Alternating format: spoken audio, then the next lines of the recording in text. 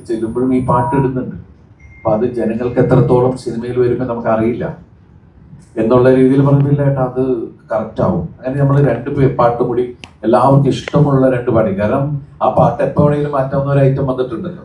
അപ്പൊ അതുകൊണ്ട് അതിങ്ങനെ ഞെക്കിക്കൊണ്ടിരുന്നു കഴിഞ്ഞാൽ നമുക്ക് പാട്ട് മാറ്റി കഴിച്ച്, പക്ഷെ അതൊക്കെ ഗംഭീരമായിട്ട് തിയേറ്ററിൽ വർക്കൗട്ടായി എന്ന് പറയുന്ന ഒരു സാധനം.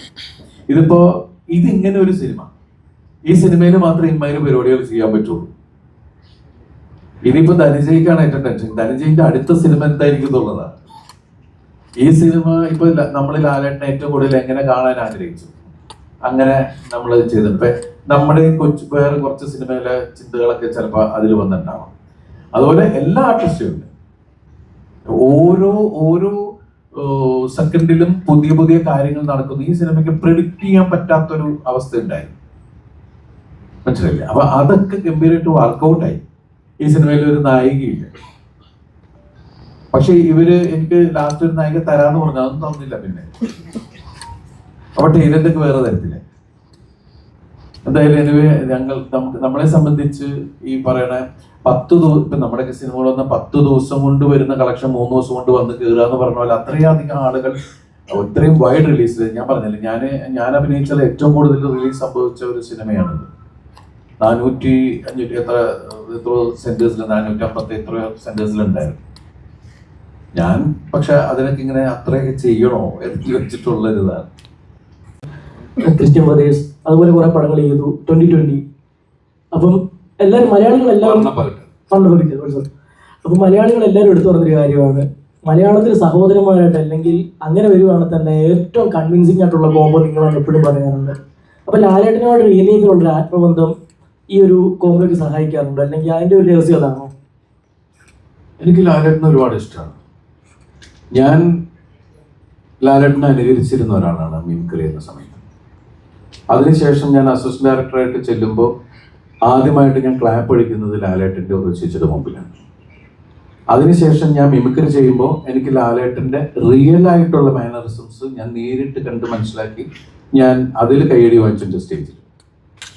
സിനിമയിലെ ആൾക്കാരുടെ മുമ്പിലും റിയൽ മോഹൻലാൽ എന്താണ്, എങ്ങനെയാണ് പെർഫോം ചെയ്യണേ എന്നുള്ള രീതിയിലും ഞാൻ പെർഫോം ചെയ്തു. അതിനുശേഷം അദ്ദേഹത്തിൻ്റെ കൂടെ അഭിനയിക്കണം എന്ന് എനിക്ക് ഒരുപാട് അഭിനയം തുടങ്ങിയതിന് ശേഷം ഒരുപാട് ആഗ്രഹം ഉണ്ടായിരുന്നു. അങ്ങനെയാണ് യാദൃശ്ചികമായിട്ട് വർണ്ണപ്പകിട്ട് എന്ന് പറഞ്ഞ സിനിമയിൽ എനിക്ക് അഭിനയിക്കാൻ കിട്ടി. പിന്നെയാണ് ഈ പറയുന്ന പോലെ 2020 ക്രിസ്ത്യൻ ബ്രദേഴ്സ്. ചിലപ്പോൾ നമുക്ക് ഒരാളോടുള്ള ഇഷ്ടം അതെന്തായാലും ആ ഒരു കെമിസ്ട്രി നാച്ചുറലി നമുക്ക് സ്ക്രീനിൽ ഉണ്ടായേക്കാം. കാരണം ബേസിക്കലി നമ്മളൊക്കെ ഇപ്പം എൻ്റെ സീനിയേഴ്സാണ്, മമ്മൂക്കയാണെങ്കിലും ലാലേട്ടനാണെങ്കിലും സുരേഷ് ഏട്ടനാണെങ്കിലും ജയറാമേട്ടനാണെങ്കിലും ഞാൻ ഇവരുടെ കൂടെയൊക്കെ വർക്ക് ചെയ്തിട്ടുള്ള ആളാണ് അസിസ്റ്റൻ്റ് ആയിട്ടൊക്കെ. അപ്പം അന്ന് മുതൽ നമുക്ക് എനിക്ക് ആരോടും ഒരു ഈഗോ ഇല്ലാത്ത ഒരാളാണ് ഞാൻ. പോയിട്ട് 2020 ഒക്കെ ചെയ്യുന്ന സമയത്ത് അവരുടെ വീട്ടിൽ ഞാൻ രാവിലെ പോയിട്ട് നമുക്ക് പോകട്ടോ നമുക്ക് പോകാം എന്ന് പറഞ്ഞിട്ട് നമ്മൾ വിളിക്കാമോ, ഞാൻ ഇപ്പുറത്തെ ഹീറോ ആയിട്ട് അഭിനയിക്കുന്ന ഒരാളാണ്. പക്ഷെ അതല്ല, ഞാൻ അവരുടെ മുമ്പിൽ എന്താണ് കാര്യം, എൻ്റെ വളർച്ച മൊത്തത്തിൽ കണ്ടിട്ടുള്ളത് അവരാണ്. ഞാൻ സിനിമയിൽ വന്ന കാലം മുതൽ ഞാൻ എന്താണ് എന്ന് പറയുന്നത് അവർക്ക് 100% എൻ്റെ ഒരു ട്രാവൽ അറിയാവുന്ന ഒരാളാണ്. അപ്പം അതുകൊണ്ട് അവരുടെ സിനിമയിൽ തന്നെ അഭിനയിക്കാൻ വിളിച്ചു കഴിഞ്ഞാൽ ഞാൻ കഥ പോലും ചോദിക്കാറില്ല. എന്തിനാണ് അവർ വിളിക്കുമ്പോൾ എന്തെങ്കിലും എനിക്ക് ചെയ്യാൻ എന്തെങ്കിലും ഉണ്ടാവും. അതിൽ ആരാണ് സ്ക്രീൻ സ്പേസ് ഇത്രയും, ആരാ സ്കോർ ചെയ്യണേ, അതൊന്നും ഞാൻ ചോദിക്കാറില്ല. ഇത്രയും സിനിമകളിൽ ഞാൻ അവരോട് അഭിനയിച്ചാൽ, ഈ 4 പേരോട് അഭിനയിച്ച സിനിമയിൽ ഞാൻ ഒന്നും ചോദിക്കാതെ പോയിട്ട് അഭിനയിക്കുക ചെയ്യാറ്. അത് നമ്മൾ അവർക്ക് കൊടുക്കുന്ന റെസ്പെക്റ്റ്, അവരോടുള്ള വിശ്വാസമൊക്കെയാണ്. അപ്പം ഈ ഇഷ്ടമായിരിക്കും ആ സ്ക്രീനിൽ നമുക്ക് ഫീൽ ചെയ്യുന്നത്.